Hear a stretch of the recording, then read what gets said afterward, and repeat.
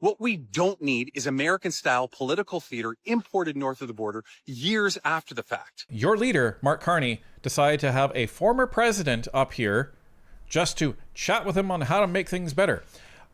Your party probably shouldn't have had Hillary Clinton at the 2023 Liberal Party convention.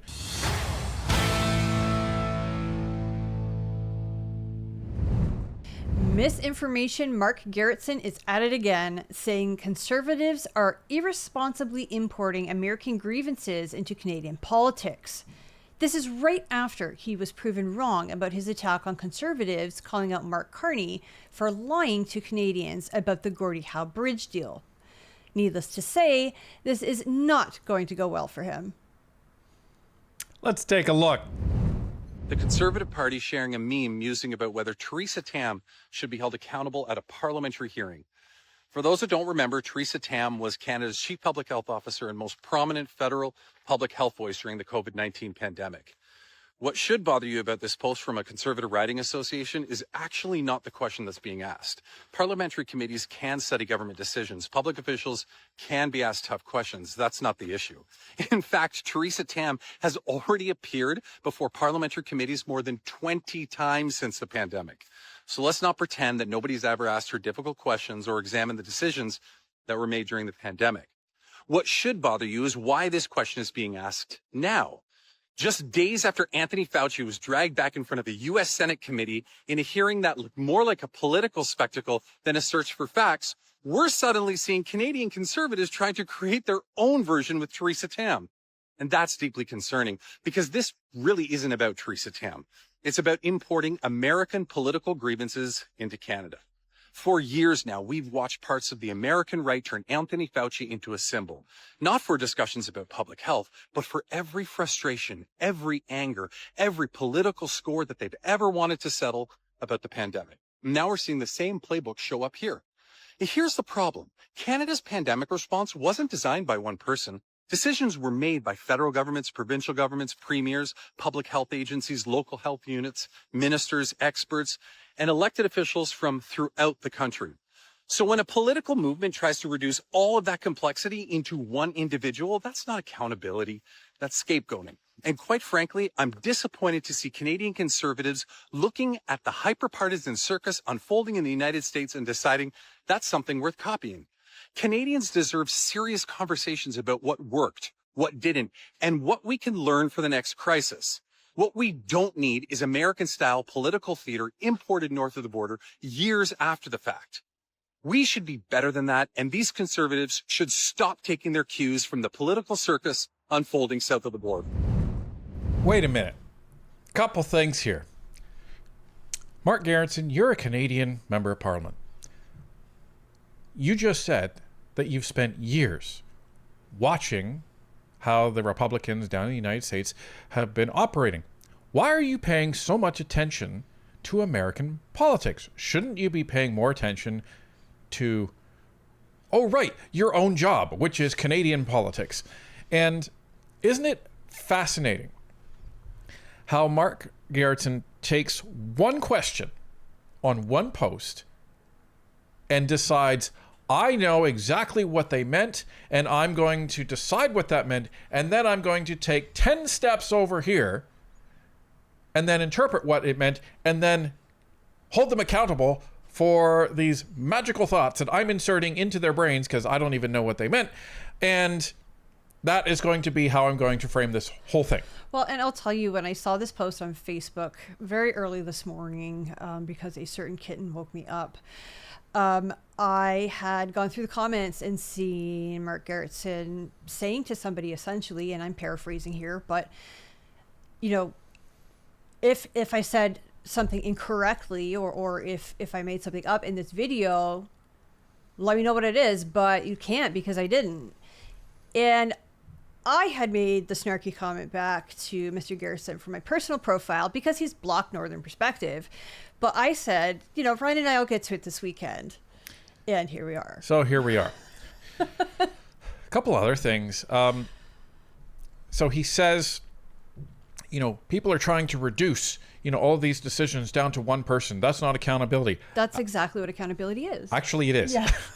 If you're the chief health officer in the country, the buck stops with you. That's why you get paid the big dollars. You get paid the big dollars to make the decisions, to take the accountability when things go wrong. And I love that he's trying to say, well, all these people decided what they were going to do. Well, let's get real here. What did we constantly hear from people at the local level, from people at the provincial level? Well, this is the policy that we've been given. So we have to carry it out. I can say this now. So I was in multiple companies during the pandemic, and some of the most ridiculous policies that were actually put out there is you can come into the office as long as you sit 6 feet away from each other. Now, here's the thing about this. When you're looking at this type of policy, you have to ask the question, okay, so 6 feet away from each other. So a couple of breaths and you may not actually have to worry about anything. But if you're sitting in this office in an enclosed space for 8 hours a day, what do you think is actually going to happen eventually in terms of the molecules that are actually contained within your breath? They're just going to sit around you in the Ryan zone. They know they're not allowed to depart from 3 feet It's like outside of that. the 5 second rule. Right. And the response to that was, well, no, we're going to put these medical grade filters within the HVAC systems. Okay, so I'm sitting here, and the air intake vent that actually takes the air within that room and recycle it is over here, and me and Bob are over here. So what, you think that when I breathe out, that air knows that it's not supposed to go over to Bob, it's supposed to go into that air intake vent, through the HEPA filter, and then back out To Bob. to Bob. Like that's how oxygen and airflow works. Maybe you should not ask a medical professional about that. Ask an HVAC guy about how HVAC actually works, and they'll explain that this is stupid. So, but when we ask the question, well, this doesn't make sense, why are we doing this? Well, this is the policy that has been handed down by PHAC. And that's the organization that Theresa Tam was actually in charge of. Now, am I sitting here saying that Theresa Tam is a corrupt individual? No. No, but I think Canadians want questions answered. And I mean, from what we've been looking at, there hasn't been much transparency. Right. And for him to say, well, it's fine to invite people to committee. Okay. So you're saying that Theresa Tam's been in committee 20 times. Fine. I won't even fact check you on that number. That's fine. She's been there for 20 times. What's wrong with 21? What's wrong with 22? When new information comes out, we should be asking these questions. Well, and this is how medicine and science evolves, is that, our knowledge of things today are better than they were a year ago, or better than they were 10 years ago, 100 years ago. And we do that by examining essentially past mistakes. What went wrong? What can we do? How can we prevent this catastrophe from happening in the future? So instead of actually saying, and this is funny, Mark Gerritsen even says, well, there's nothing wrong with the question that the Guelph Conservatives asked in the first place, but why is it being asked and what? So let's actually look at the question. Do you think that Theresa Tam should come and answer before a parliamentary committee? Well, let's look at why they would be asking that question and whether this actually fits Mark Carney's narrative of Conservatives bringing American-style grievances up to Canada. So, ladies and gentlemen, first off, let's just blow one thing right out of the water. Conservatives haven't been asking this question immediately after the circus that has been going down in the United States for Anthony Fauci. They were asking this question long before this. Here's just an example. So this is from September of last year. So it's almost a year ago. And this is Dean Allison. And Dean Allison posed a question to the government, was asking about the fact that Theresa Tam had signed a confidentiality agreement that included in that agreement a clause that said she's not supposed to be divulging information that might result in embarrassment for the government of Canada. And so we thought, that's interesting. It's so odd, especially because it's in quotes, it came from somewhere. Right. So, ladies and gentlemen, here's the actual email trail that led us to that agreement. So this is Robin McLeod, and Robin McLeod is emailing a couple of people at PHAC saying, here's my agreement, and here's Dr. Theresa Tam's. And here is Dr. Theresa Tam's contract.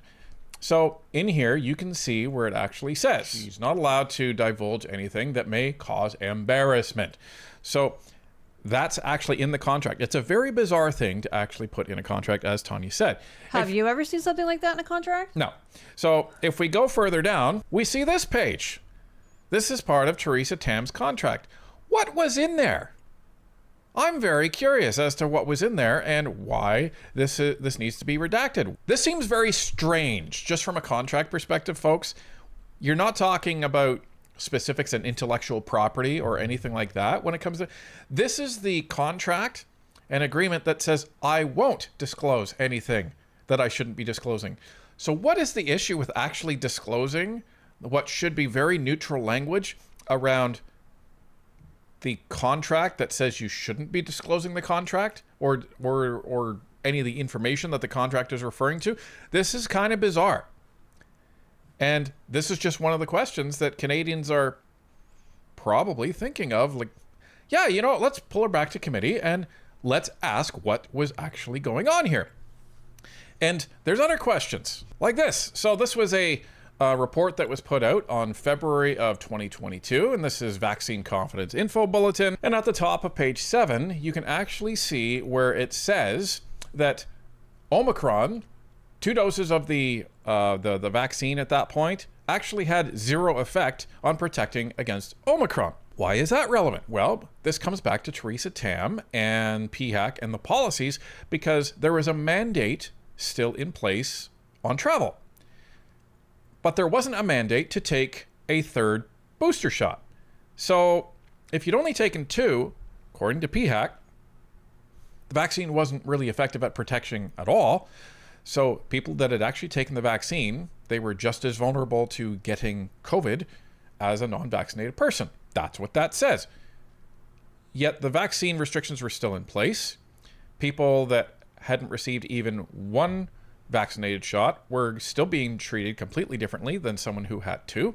And they provided the same level of protection according to this report. And it doesn't make any sense. Right. So these are the questions that we can go back and say, okay, why was that decision made? Why was that decision not made? Why? And what do you intend to do in the future? what also happened in February of 2022, everybody? The Freedom Convoy. So at the time where the Freedom Convoy is saying, let's get rid of the restrictions because they don't make any sense, PHAC's own bulletin would seem to agree with the fact that the restrictions didn't really make any sense. So this is an example of questions that are reasonable to be putting forth to Theresa Tam and the folks that were managing the policies when it comes to the COVID pandemic. Well, and furthermore, while we're dissecting this video from Mark Gerritsen, the vast majority of it is opinion. He has no clue what the Conservatives are thinking or why they're doing it or what they intend to do next. He's just guessing. He's just saying, he's just spouting out there that, oh, well, they're doing it, you know, to be like the Republicans in the United States. This is the worst thing that you can do on social media, and it's the most probable way you're going to be conveying misinformation or disinformation, whether it be on the left or the right. You start by saying, hey, somebody said this. Did they mean this? And then you decide that they meant that. And then you say, well, what if they meant that, they actually wanted to do this? If that, then, et cetera, et cetera, et cetera, et cetera, damning conclusion. And I'm presenting this as fact. Yeah, and that's the key point right there, is presenting either opinion or suspicion as fact. Now, here on Northern Perspective, we make sure that anytime we are guessing or giving an opinion, we are very clear in that, because we believe that facts are facts and it's okay to have opinions, but they should not be confused for facts. Don't get us wrong. We will say, why is Mark Carney interested in X? Is it because of this? But that's where we usually stop, because we don't have any other information to actually back that up. Or if we do, we start presenting the corresponding evidence. Well, and sometimes there's only one or two possibilities, or maybe even 3 or 4, but there's a very limited number of possibilities. So you could say, okay, if X happens, Y could happen, or Z could happen. Now let's talk about Mark Gerritsen talking about the Conservatives bringing American grievances up to Canada. Because Mark Gerritsen has quite the track record, and the Liberals, of talking about Americans in Canada more than the Conservatives themselves. This is a quote, Mr. Speaker, quote, "The government is ruining the Canadian dollar, so Canadians should have the freedom to use other money such as Bitcoin," end quote. Any guesses where that quote came from? Donald Trump. No, it wasn't Donald Trump, but it's his protege in Canada. That would be the member from Carleton, the official leader of the opposition. That was my second guess. He actually said those words. He said, "Canadians don't have faith in the Canadian dollar, so they should be able to use other forms of money." It's nothing more than a red herring, Mr. Speaker.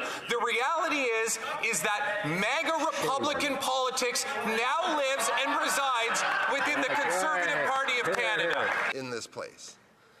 And to compare the actions of this Conservative Party with the actions of a person who inspires us all by his reverence for our democratic institutions is something that, quite frankly, is shocking. It's right out of the MAGA playbook, where up is down and north is south and black is white. Madam Speaker, these Conservatives have become masters in turning words around, in making base populist appeals. But what they really do, we see it in the United States, we see it here, is they stand up every day and they stop earnest, honest attempts to make life better for people from becoming reality, instead of standing up and obstructing and delaying and insulting and, yes, Madam Speaker, disrespecting our democratic institutions. I'm trying to understand what it is that the Conservative Party actually stands for. In her speech, she starts with anti-immigration conspiracy theories, which undoubtedly will be used to grift and fundraise. Then she blames immigrants for destroying Canada's social fabric, which frankly is straight up racist. Then she goes into some MAGA theory talking points about immigrants and migrants. Who keeps talking about the Americans? And who keeps talking about a faction of Americans that has nothing to do with Canada? Hello? Well, and I just love how McKinnon had made reference to the Conservatives allegedly disrespecting Parliament, but we've seen that quite often with Mark Carney. Now, to be fair, I think that clip was before he became Prime Minister, but the point still stands. Well, and we're not going to stop here. Ladies and gentlemen, one of the things that Mark Gerritsen loves to do is he loves to tell everybody that Trump's a liar, you can't believe Trump, you can't trust Trump, and he's a toxic person, and he's the reason, that that cornflakes don't taste so good when they're soggy. Like, there's no end to his criticism about Donald Trump. But here's Mark Gerritsen actually invoking Donald Trump, trying to defend himself on his criticism of the Conservatives when they were coming after him about the Gordie Howe Bridge. So he's trying to say, look, this is where you can trust Donald Trump. It's only when I decide that you can trust one of the Americans that we're actually allowed to use this up in Canada. So what are you talking about? It's the same thing when the Liberals tried to bring the abortion issue that is going on down in the United States up here. There's some Canadians that are passionate about it. There's some Canadians that are not passionate about it. But the one thing that has been settled in Canada is the debate has been settled. There's nothing going to happen when it comes to abortion, when it comes to a change in legislation anytime soon. But that's completely different than what has happened in the United States. But this is the Liberals trying to bring that American grievance all the way up here when it has no place in reality and nothing is going to change. So, Mr. Gerritsen, you should take your own advice. And what I mean by that is he actually made another video and he was saying this stuff. When you have a platform, especially as a political leader, when people follow you, trust you, and take your words seriously, you don't get to be casual about the law. This isn't about opinions. This is about facts and the law. Public voices carry weight. They shape behavior. They can inform people or they can mislead them. And if you choose to use that influence to downplay legal obligations, to tell people the rules don't matter, you're not being a truth teller. And you're certainly not meeting the most basic standard we should expect from someone who wants to sit in Parliament. Having a platform isn't a toy, it's a responsibility. And if you can't handle that, you shouldn't be giving advice at all. We agree. We agree, Mark Gerritsen. You shouldn't be giving any advice at all if you're just going to treat it as a toy. And you shouldn't be giving advice about bringing American-style politics up here and American grievances when your leader, Mark Carney, decided to have a former president up here just to chat with him on how to make things better. Your party probably shouldn't have had Hillary Clinton at the 2023 Liberal Party convention if you wanted to try to convey this message of, we're not trying to bring American-style politics up here. We're not trying to bring Democrats and Democrat playbooks up here. But they don't want you to think that. What they want you to think is that conservatives bad, conservatives equals Donald Trump, and Donald Trump, most toxic person on the planet, aside from when I can invoke a post that he made on social media in order to actually prove that I'm right. So that's what's going on here with Mark Gerritsen. And he's not the only issue on the left. There's people all over the place posting Nonsense. And we're not going to go through this whole thing, but here's just an example of what we're talking about. So, ladies and gentlemen, this was written not too long ago, maybe about a week or so ago, and it's called Know Your Source, a Reader's Guide to Canada's Right-Wing Media. And it goes through talking about, there's an information landscape out there, but you have to be careful about all of the claims of these folks out there. You have to be careful because there's a lot of them that are conveying just straight up misinformation and disinformation out there. Who's one of these people out there? Well, apparently we are, folks. And this is the irony. So, number one, they get the number of subscribers that we have wrong. They get the fact that Tanya worked at the government wrong. She never worked at the government. And I hadn't been working since 2015 when I got pregnant with Vincent. So I didn't have a job to give up. I was a stay-at-home mom. And they also get wrong that that we actually were called out and proven to have been backed by bots from the Climate Action Against Disinformation Coalition.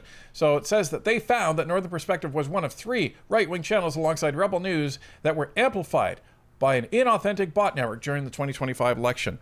So that is actually straight up opinion. It's not even fact, because if you even look at this report, which is, you want to talk about pseudoscience, go and look at this report.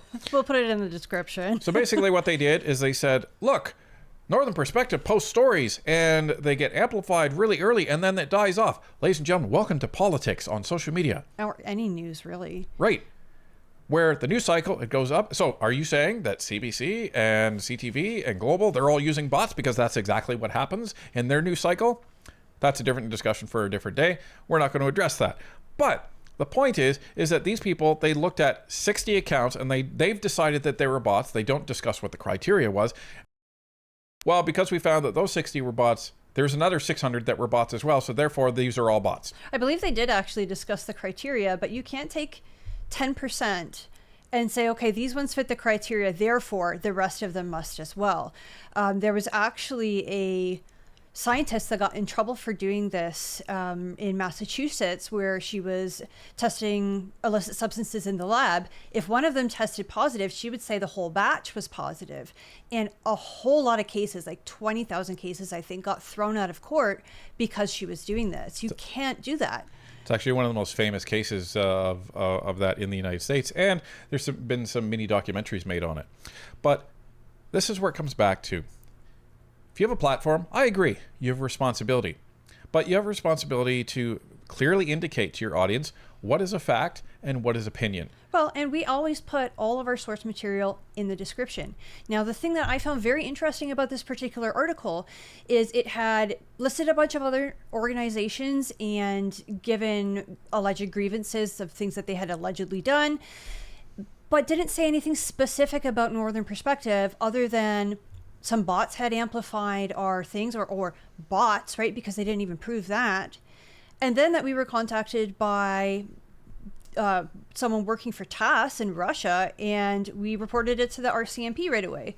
So they're trying to frame our proper action as misconduct by sandwiching it in this article amongst these other allegations of other news outlets.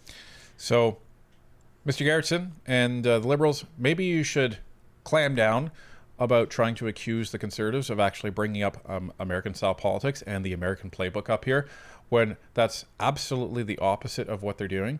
You don't get to decide what the definition of patriotism actually is in this country when you've spent the last 10 years demonizing every patriot that has ever existed in this country.